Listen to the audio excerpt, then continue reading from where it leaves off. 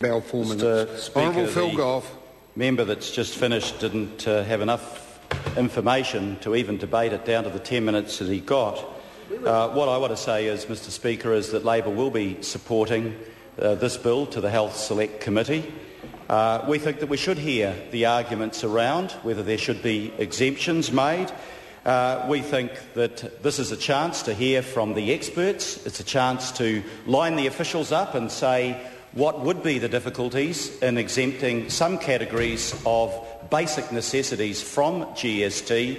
But most importantly, Mr. Speaker, we think it's a chance to let the public have their say on this legislation.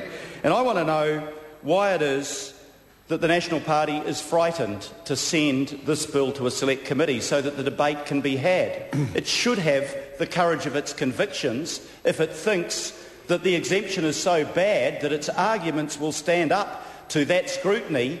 Then subject it to the scrutiny, but don't run away from the debate, Mr. Foss, which is exactly what the National Party is doing. Mr. Speaker, I don't support the broad exemption set out. Point of order. Better be one. Point of order, Mr. Speaker. The member speaking questioned the courage of members in the House, and I believe that is beyond standing orders, and I asked him to withdraw. I haven't finished. I don't need any assistance. I'm listening carefully, and when allegations are made against a party or against style, it actually is outside the margin of inferring individual members don't have courage. To say a member is running away from the debate, I don't think he's crossed that line. I'm listening carefully, and if he does, I'll pull him up. Honourable Phil Goff. Thank you, Mr. Speaker. Labor doesn't support the breadth of the exemptions that are proposed by the Maori Party, and if it goes to the Select Committee, we will be moving to limit those exemptions to a particular area, which is fresh fruit and vegetables, Mr. Speaker. GST was brought in at a low rate, and it was brought in to be comprehensive. That low rate was 10%.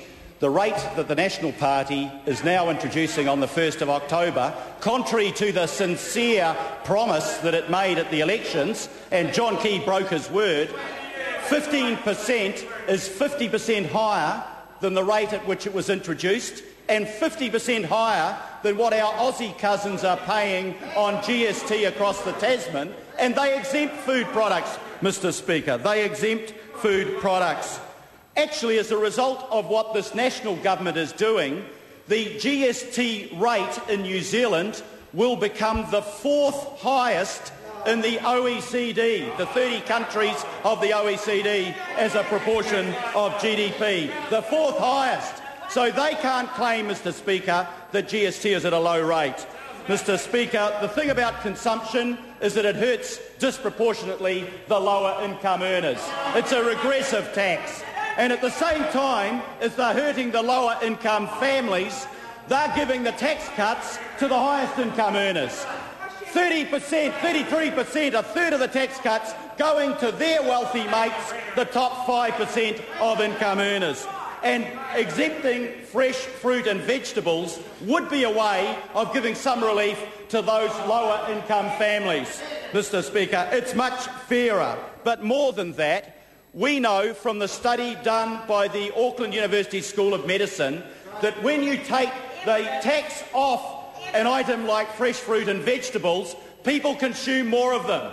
And what the medical experts are saying to us is if you want to improve nutrition, take the tax off fresh fruit and vegetables. They're saying that the World Health Organisation reports that we have the 3rd highest rate of obesity in the world.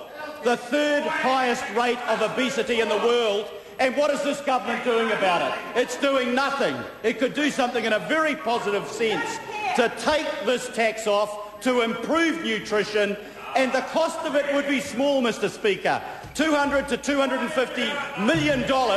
That's the same amount as the National Party took off those who smoke with their excise duties. And if it's good enough to tax people more to stop them consuming, take the tax off something that you'd like to see them consume more of.